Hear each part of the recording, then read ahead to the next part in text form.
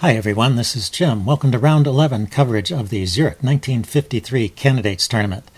Today was another exciting round with some great clashes. The game I'm going to present to you today is Kotov against Taimanov. Kotov with the white pieces and Taimanov with the black pieces. Before I get to this game, I want to mention there are a couple of great tactical clashes. There was Smyslov versus Bronstein. And there was also Keres versus Reshevsky. Now, the game Keres versus Reshevsky, Bronstein himself called this perhaps the finest game of the tournament.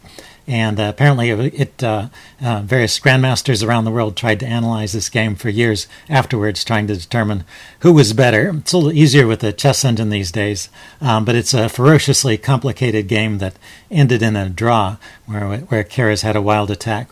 And similarly, the game Smyslov versus Bronstein was a wild attacking game. In this case, it was black, Bronstein with the black pieces attacking.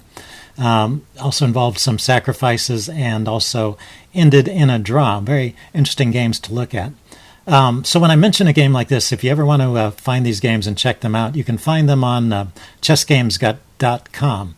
You can just type in, for example, Keres versus Reshevsky in the search box, and it'll bring up all the games where they've played each other. And then you just look for the Zurich 1953 games. There'll be two of them, and you just find the one with the colors correct. So it's Keres with the white pieces, Reshevsky with the black pieces. You find that game in the database there, and you can also read comments by people. So that's a way to look these things up. So let's get back to this game. Kotov and Taimanov, both Soviet players. I've given you their biographies before, many biographies really. Kotov is famous for the book "Think Like a Grandmaster." So let's see how well he thinks like a grandmaster here. C4, Knight F6, G3. So this might be called an English opening, although Bronstein classified this as a Reti, and I think it's a line you could transpose into from the Reti. Normally Reti starts with Knight F3, but we're getting the Knight F3 move here. Knight F3 and C4, very characteristic moves of the Reti. And then this move D4, which black plays, also characteristic of the Reti. But there's been some extra moves inserted, so you could think of it either way, as an English or as a Reti. Bronstein was a bit critical of this move D4. He thought maybe his black was being a bit ambitious, trying for too much. But I think it's okay. It's actually a reasonable way to play. This next move here, B4, a very interesting move. Looks like a pawn sack. And what Bronstein says, and I assume Kotov thought this way as well, he says that it's not safe to take the pawn because of bishop B4. Bishop B4, queen A4 check. Now knight to C6, defending the bishop, and knight to E5. This was the move he thought refuted it. And it looks like there's serious problems here on C6. So you can see why black might have avoided this line, thinking he's in big trouble. But there actually is a defensive move here. So there's one move that defends, one and only one. So here's your chance to think like a grandmaster. See if you can find a way for black to defend this position.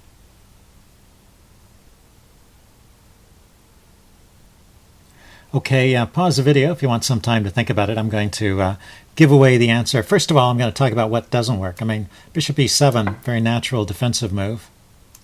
You would think that would... Oh, bishop e7. Hold on a second.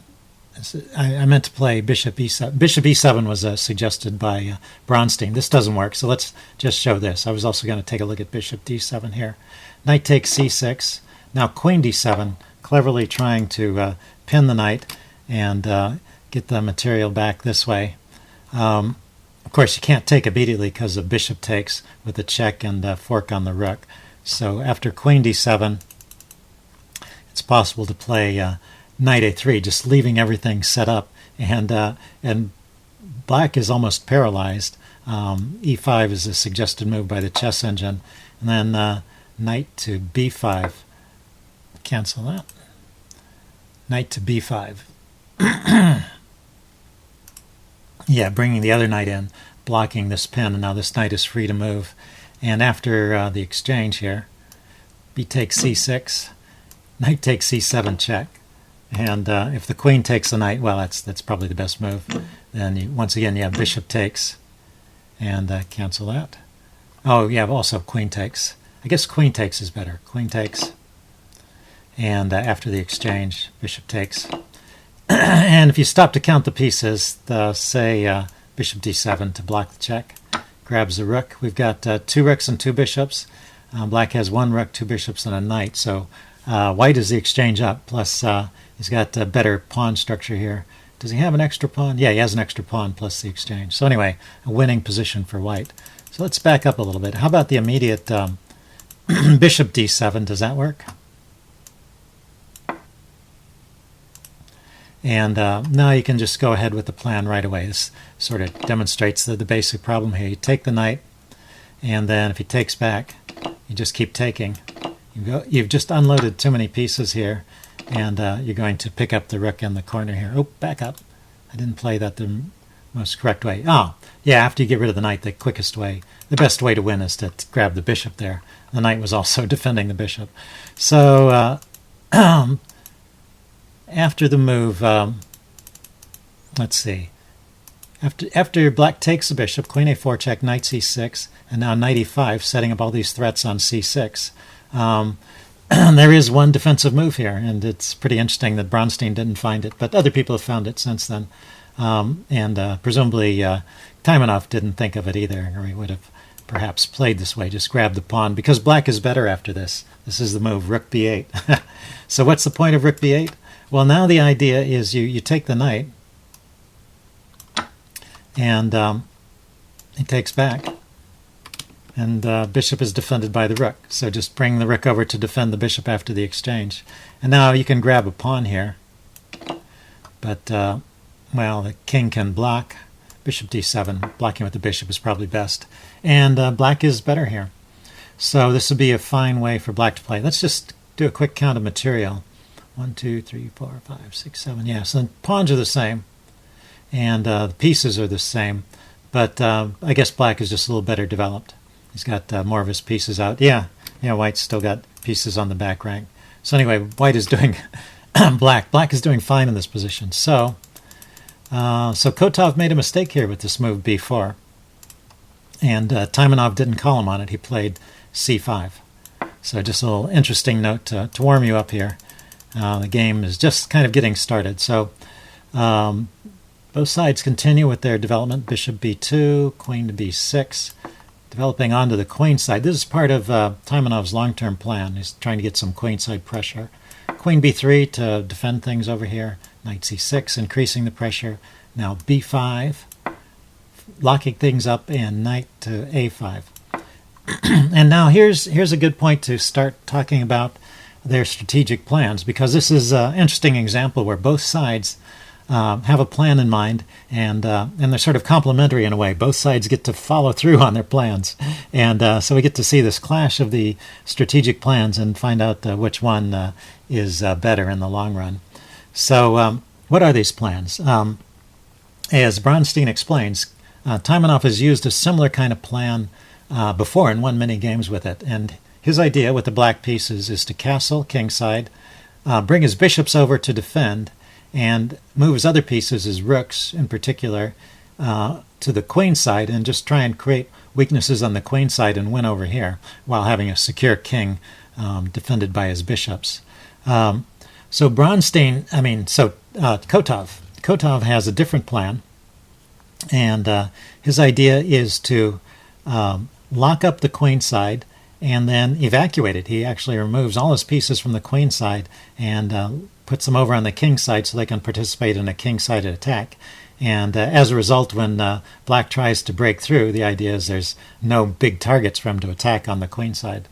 So let's see how it works out. So first of all, the queen's under attack, so queen c2.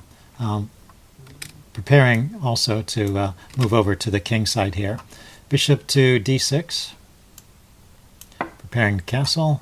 e3, undermining the center. So you see this kind of move all the time in Retis and also with the color reversed in Benoni structures. Black is not happy to let white in this case, white is not happy to let black build up this big center without challenging it. Black defends the center, and then we get this exchange. And now Taimanov, because he's got this queenside strategy in mind, he takes back with the e-pawn. Bronstein recommends taking with the c-pawn. I think it's mostly a matter of taste. If you take with the c-pawn, you get 2 pawns in the center, and perhaps you can get them rolling, but as they are at the moment, they might be pretty easy to blockade, so it's hard to say which is better. The chess engine rates them about even. So this is part of Bronstein's plan, though. This is part of Taimanov's plan. He's bringing, he's preparing for this queenside push, and he wants to maybe have this pawn participate in a breakthrough. So both sides castle. And now d3, continuing Kotov continuing his strategy of just locking up the queenside. Bishop d7, preparing to maneuver this bishop over. Knight bd2, completing his development finally. h6. I assume this is just to keep a knight from showing up on the square g5 at an inopportune time. Now rook a to e1, one more piece leaving the queenside, and also allowing the bishop to come over without blocking in the rook. And now right here, Black decides to challenge, not to give up control of the e-file. Bishop to c1 was played, so continuing the migration of the pieces away from the queenside. And now rook takes e1, perhaps a bit of a mistake. The chess engine already is recommending that Black perhaps should follow a different strategy. The chess engine is actually recommending bringing the queen back. So the game might go queen c7, rook takes, rook e1, defended by the knight there, and queen to c8, dropping back, defending the rook, and setting up a battery like this. So basically, the chess engine is saying it doesn't like Taimanov's strategy. It thinks he needs to pay attention to what's going on the king side and maybe give up his plans on the queen side. One problem you'll notice, and in this line, one problem you'll notice is that this knight is way out of play if all the action ends up on the king side. But with these maneuvers, Black has the idea of playing b6 and knight b7 and bringing the knight back into the game that way. So that's one way it could be played, but Taimanov, as we said, had different ideas. And so he takes, and brings his rook to e8, allowing white to trade off the last pair of rooks. Bishop takes, bring this bishop into a defensive role on the king side. All part of his plan. And knight h4, starting to white's plan is starting to proceed on the king side. Maybe the knight is going to go to this f5 square and harass the bishop. So a6, proceeding on the queen side, and a4. So white is not yet ready to completely abandon the queen side. Notice he wants to kind of hold things at bay as long as possible. So he's not completely committed to a king side attack just yet. And then right here, this maybe is a move that could be questioned. So far, I would say all the way up to this point, the game has been within the range of even, maybe a little favor to one side or the other, slight edge to one side or the other. Currently, before this move, the engine gives us a slight edge to white. But after this move, Black is now really committed to his queenside strategy. He's pulled the queen away from where it can get back to the king side easily. He's making room so he can push the b-pawn forward, and but this maybe is one stroke too many. So knight f5, immediately proceeding on the king side. The bishop drops back to f8, and now it's he's got this perfect defensive strategy here. So this is the culmination of his strategic plan. He's got his defenses set up with the bishop supporting his king, and he's planning to operate on the queen side. He has no rooks to support his operation, but he traded off the rooks, and he doesn't need to fear a rook coming to the 7th rank anymore. So knight e4 was played, allowing Black to trade off, and Black chooses to get rid of this threatening piece. And then b6, so Black continues with his plan of undermining the queen side. Now queen to d1, continuing to maneuver his pieces away, and with an eye to getting a better position from which to attack the king side. Now there's the trade on the queen side here. A takes, and bishop to d7 was played here, hitting the knight, and queen to h5, supporting the knight. And if there's an exchange, there's this immediate threat of mate. It's one of those things that's a little bit awkward to deal with. If he blocks with the g-pawn, the h-pawn is hanging. So black is not eager to exchange here. In fact, that would be a mistake. Instead, he plays bishop to e6. Bishop to e6, trying to maneuver this bishop into a better role where it defends this pawn, but also looks out on the queen side. And now, right here, here's another chance for you guys to think like a grandmaster. Kotov does not play the best move here, so right here is where you might want to stop and think about how is the best way to proceed.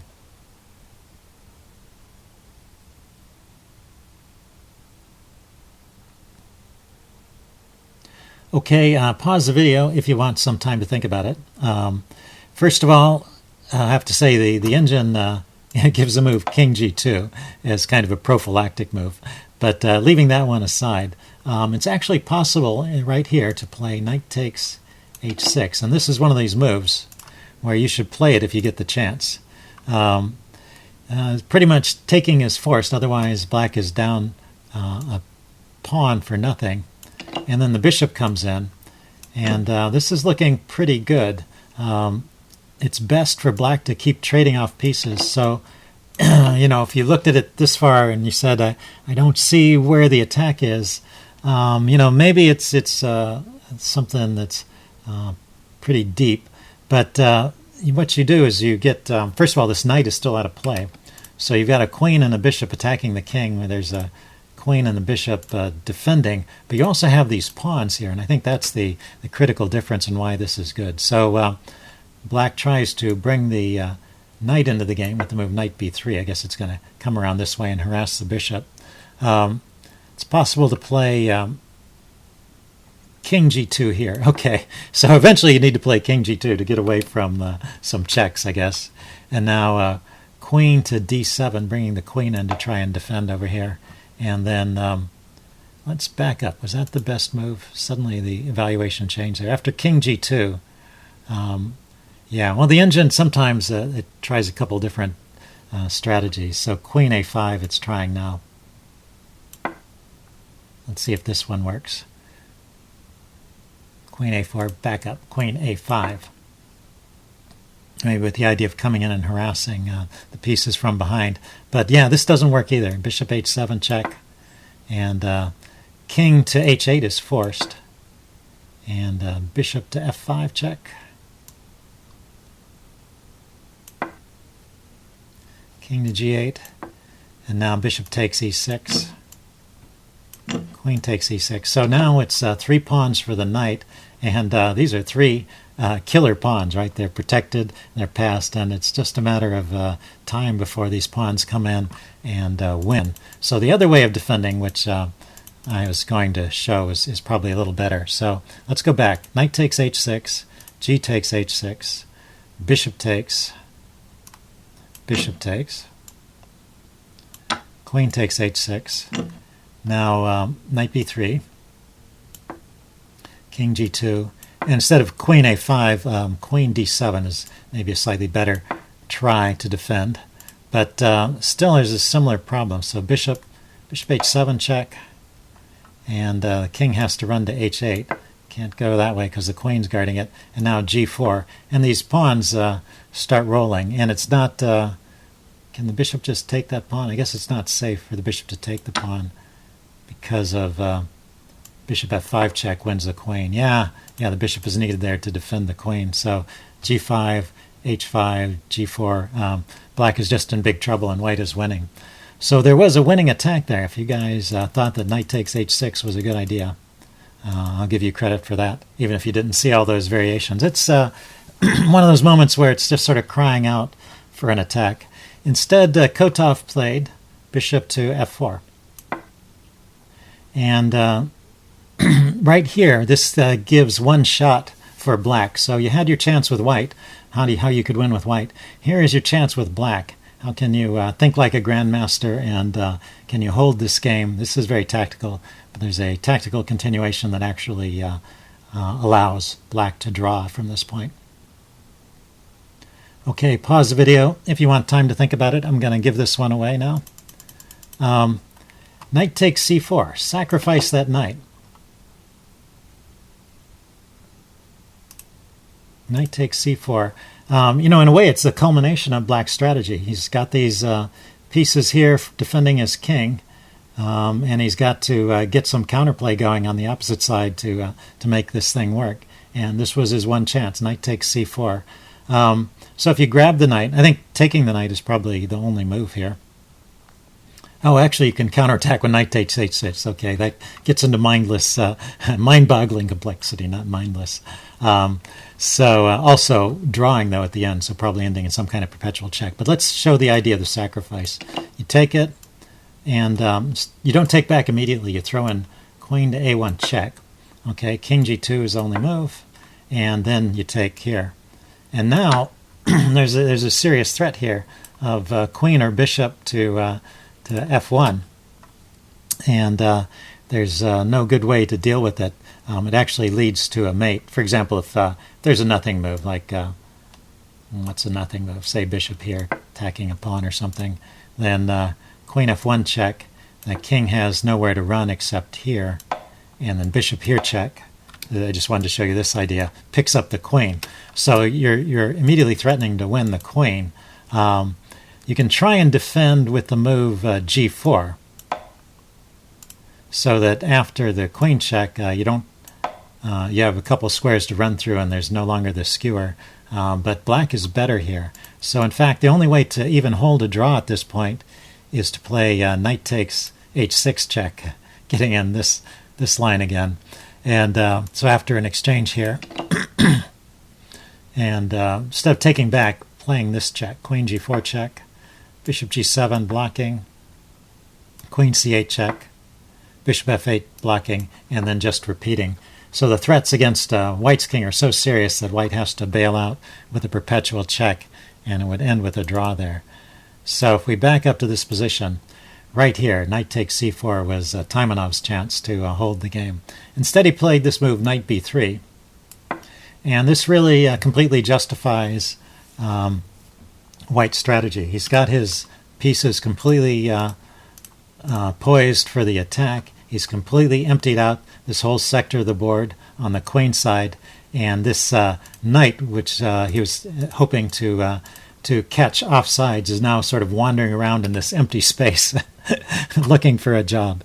So queen d1, he brings his queen back at this point to harass the knight a little bit. Queen a2. Oh, just to show you how hopeless it is, if black tries to bail out with the move queen to a1, forcing an exchange because the queen is pinned, this is actually a losing endgame, because these pawns here, all on dark colors, are just going to be mopped up, and this knight is out of play. So easy win for white in the endgame here. So black doesn't have the option of bailing out into the endgame. So after the queen came back here to attack the knight, he brought his queen forward to a2. Still hoping to get something going with the queen and the knight, maybe against these pawns, or even against the king if allowed. h4, pushing forward on the king side, knight a1, still trying to figure out knight a1, of course, not c1. Still trying to figure out how to get that knight into the game. h5, clamping down on any attempts by black to free his position here on the king side. Knight to c2, bishop to e5. Now going after this g-pawn here, queen to b2. Still just maneuvering these pieces around on the queen side, trying to find something useful for them to do. Bishop to c7.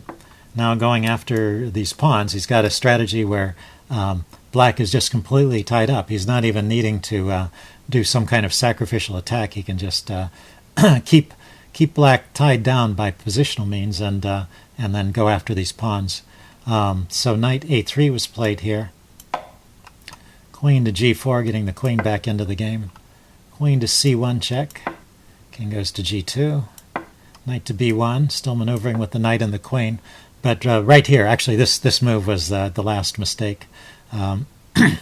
White finds a nice way to wrap this up with the move bishop back to f4. So momentarily leaving these pawns and attacking the queen.